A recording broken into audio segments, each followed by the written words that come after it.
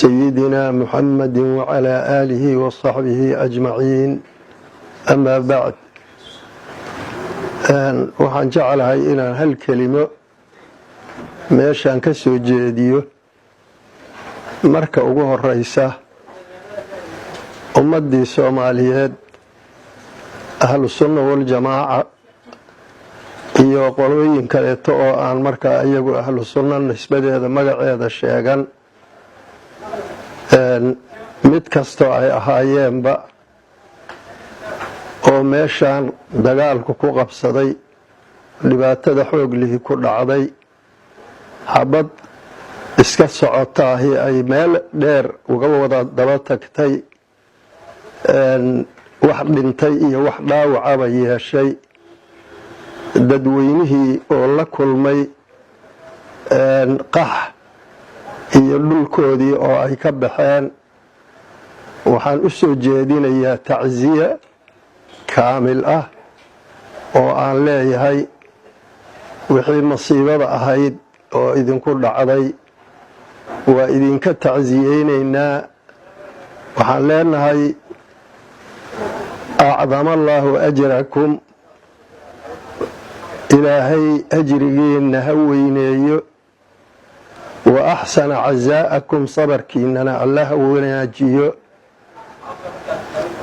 وغفر لميتكم وحي إذن كدنتين إلهيها أنحريستو والله وضحنون سنينا رنتي أنقنا هدان هاي أهل السنة والجماعة حقيقة مركي اللي يراهده أرور سياسي أماهن أهل السنة والجماعة ma ahan dad adduunyo doon ah ma ahan dad madaxtinimo doon iyo meel kaleeto doonaya ma ahan waa dad caqiidada islaamka iyo ummadda caalamka oo kulligood aan la kala soocin inay gaarsiiyaan jecel inay nabadgelyo ku wada noolaadaan in ay isdhaafsadaan wax alla wixii faa'iidooyin ah hadday ganacsi leedahay hadday leedahay wax isu tar kale in ay isdhaafsadaan inaysan isku gaalnimo xugmin oo aysan dhiigooda bannaysan dhaqankoodana in laga dhaco aysan bannaysan intaas ayay ahayd waxa lagu yaqaano ahlu sunna wal jamaaca macnaheeduna wuxuu yahay sunna waxaa la yiraahdaa wixii ka sugnaaday nabiga calayhi salaatu wasalaam oo ama qowl ah ama ficil ah ama wax dhacay oo aan waqtigaas hortiisa ka dhicin laakiin uu ogaaday uusanna nahyin ah ayaa la yiraahdaa sunna la yiraahdaa waa qowl iyo ficil iyo taqriir wax la yiraahdo oo sugid wax uu sugay oo uusan nahyin maxaa yeelay nabigu calayhi salaatu wasalaam hadduu arko wax munkar ah waa nahyin jiray waa reebi jiray hadduusan arkin marka wuxuu inay munkar yihiin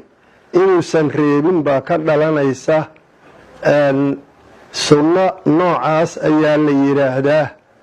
jamaacana waxa weeye muslimiinta meesha ay ugu bataan dadka aqoonta leh ilaahay shariicadiisa yaqaana xaqiiqada markii la yiraahdana dadka alla ka cabsiga iyo aqoonta shariicada islaamka isku darsaday ah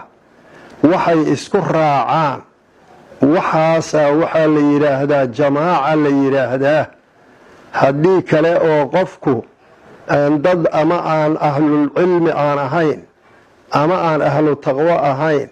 wixii ay isku raacaani ma noqon karaan wax la oran karo ahlul jamaa qaybahooda ay ka mid tahay ahlu duruqi suufiya oo lagu yaqaanay dalkan Soomaaliya kuwii xorriyadiisa u shaqeeyay kuwii in ummadan caqiidadeeda la bedelo kala dagaalay wax taariikh qoran weeye oo la yaqaano markii aan aragnay hadda in ay soo baxeen afkaaro kale inay soo baxeen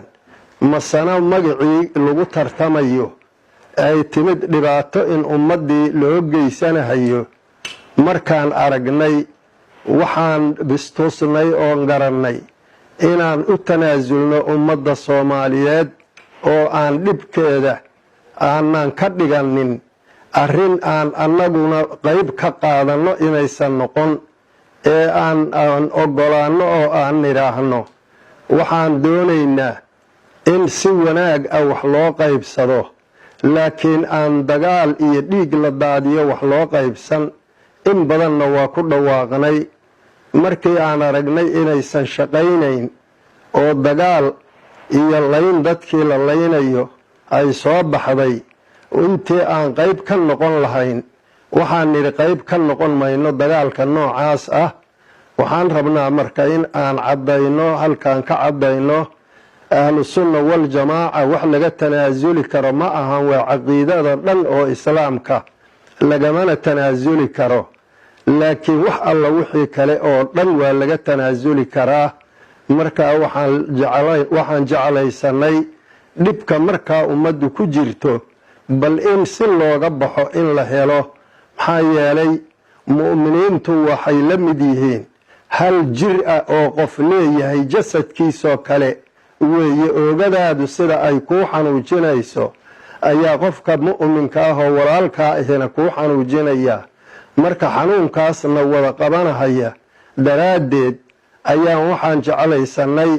dhib wax u keenahaya inaanan ka qayb qaadan arrintaas marka sidaasoo ay tahay wax ahlu sunna wal jamaaca la yidhaahdana wax laga tanaasulay iyo wax laga tanaasulayo midna ma ahan laakiin wixii dhib ummadda u keenaya unbaa laga tanaasulaa ayadaas unbaan tanaasulkanagu uu ahaa ee wax kaleeto ma ahayn markii la weydiiyey nabiga calayhi salaatu wasalaam oo la yidhi ayulmuslimiina afdal yaa rasuulallah maxaa ummadda keebaa ugu fadli badan baa la yidhi anfacuhum lilmuslimiin buu yidhi muslimiinta kii ugu waxtar badan baa ugu fadli badan buu yidhi midkii ugu qur-aan akhris badan ma odhan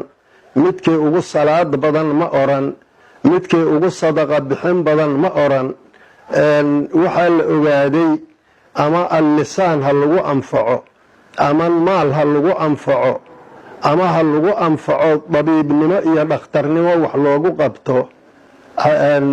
xaqiiqdu waxay noqonaysaa waxa weeye waxa kaliyahoo aan jecelnahay in aan gaarsiino ummadda walaalahana ah wax alla wixii ummadda dhibahaya annagu weliganaba waa nala ku yaqaanay waa ka tanaasulnaa waana ogolaanaa in aanan qayb ka noqon laakiin ahlu sunna wal jamaaca wax laga tanaasulayana ma ahan waana taagnaan doontaa waa jiri doontaa waana jidhaa ilaahayna khayr baan uga rajaynaynaa ummaddaa dhibkii gaaray ilaahay inuu bedel khayr lana siiyo intii dhimatay intii dhib gaarayna ilaahay uu daaweeyo intii dhibaato kaleeto la kulantana ilaahay dhibta ka qaado khayr baanaan idiin rajaynaynaa wasalaamu calaykum waraxmatullaahi wabarakaatu